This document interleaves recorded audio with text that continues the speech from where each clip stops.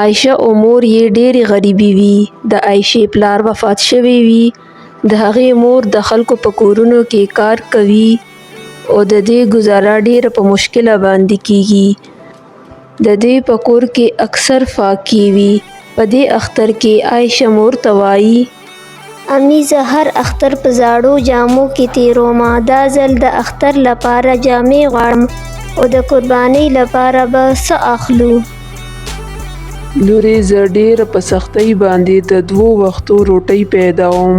زه چرته نه جامې واخلم او بیا قرباني کول لرې خبره ده. مګر مور یې ټول نوې جامې اخلي او ما مذاق وړاوی. دا ځل زه هم نوې جامې غواړم. او عایشه په ژړا شي نو مور یې ورته وایي: مه ژاړه، دا ځل به زه ډېر کار وکړم او خامخا به درته جامې واخلم، خو قرباني نشم کولی لورې. خو هغه ډېره زیاته فکرمند وي چې ما خپلې لور سره واده خو وکړه، خو زه به دا واده پوره کولی شم او که نه.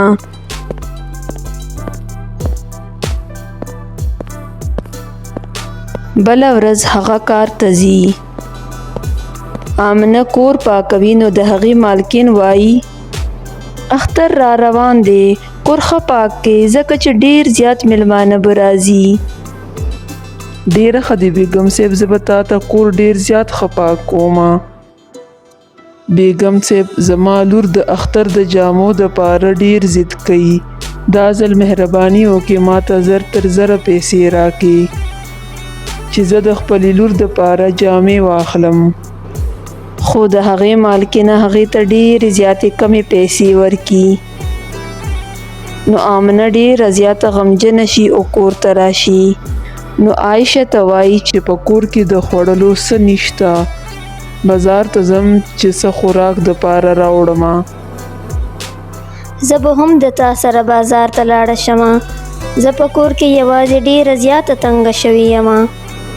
دوی دواړه بازار ته ځي. بازار د دې کور سره نږدې وي.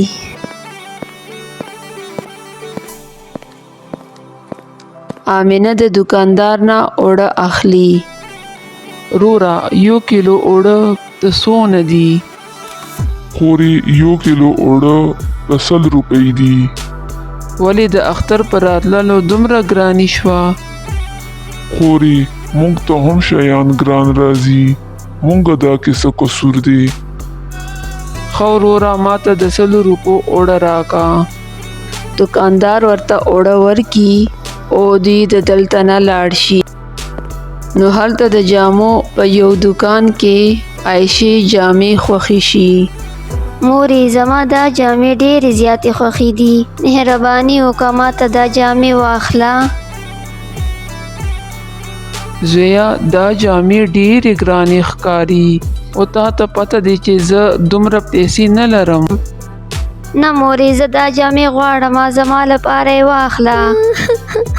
چوپ شه، زه د دوکاندار نه د قیمت پوښتنه کوم، بیا به ګورو. وروره دا جامې څونه کې ورکوو؟ خورې د جامو قیمت 15000 روپۍ دي. آمنه له هغه ځای لاړه شي او بله ورځ هغه په نورو کورونو کې کار کوي. د خپلې لور ارمان پوره کولو دپاره شپه او ورځ آمنه کار کوي. آمنه بالاخر 15000 روپۍ راټولې کړي او بیا له عایشې سره مغه دوکان ته ځي. خو هغه جامې هلته نه وي او خرڅې شوي وي. نو آمنه د دوکاندار نه پوښتنه کوي: وروره مونږ یو څو ورځې مخکې دلته راغلي وو، هغه جامې چېرته دي چې زما لور خوښې کړې وې؟ بخښنه غواړم خورې، هغه جامې خو په مغه ورځې خرڅې شوي دي.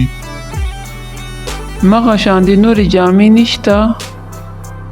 نه خورې دا آخري سوټ و، هغه ټولې جامې خرڅې شوي دي. او ماښام عایشه په ژړا شي نو مور یې ورته وایي چې لورې ما خو خپل پوره کوشش وکړو، خو دا خو د قسمت خبرې دي. نه مورې زه دې د وجه نه ژاړم چې ما جامې وانخیستې، خو خو د ما د وجه تا ته ډیر زیات تکلیف میلاو شو. تا زما د ارمان پوره کولو دپاره څونه ستړي شوې او تاسو ډیرې زیات محنت وکړه او ډیرې سختي مو تیرې کړې. مورې ما معاف که زه به بیا داسې ضد نه کوم چې تاله پکې تکلیف میلاویږي. عایشه ډیره زیاته غمجنه وي او ملانزه باندې ودرېږي. ملانزه د پسه هغه دعا کوي: یا الله ما ته معافي راکې، زه به داسې ضد بیا نه کوم چې په کمې کې زما مور دومره کړېږي او دومره دردېږي. یا الله ما نه ډېره غټه غلطي وشوله، تاسو ما ته معافي راکئ. یا الله ته ما معاف کړې. په عین هغه وخت کې به پیشو کور ته ننوځي او د عایشې په مخ کې بار بار د څه خوړنو اشاره ورکوي. عایشه وایي: ګرانې پیشو ته ما ته اوږې ښکارې، زه خو د هر ځای نه خوراک کولی شمه. د ما دغې روټۍ ضرورت ما نه زیات تا ته دی، همدا ما روټۍ وخوره. او عایشه خپله روټۍ پیشو ته ورکي. څنګه چې پیشو روټۍ ختمه کړي نو هغه په یوه زړې ښځې کې بدله شي. عایشه ډیره زیاته ویریږي. هغه ښځه وایي: ته یوه ډېره ښه جینۍ یې او د ستا زړه د سرو زرو دی. څه د پکار دي زه به د ستا هر ارمان پوره کړم.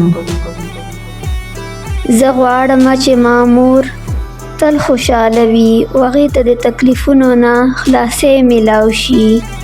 د تا مور به تل خوشحاله وي زما خوږې لورې. هغه خپل لاس پورته کوي او په زور سره یې ښکته کړي. بیا د عایشې جامې بدلې وي.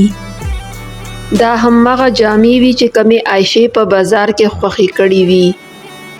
هغه جامو ته ګوري او ډیره زیاته خوشحاله وي او د بوډۍ ښځې ته غېږه ورکي. دادی د ستاسو ډیره مننه. تل خوشحاله اوسې زما لورې. تا ته یوه وزه هم د هر ولاړه دی.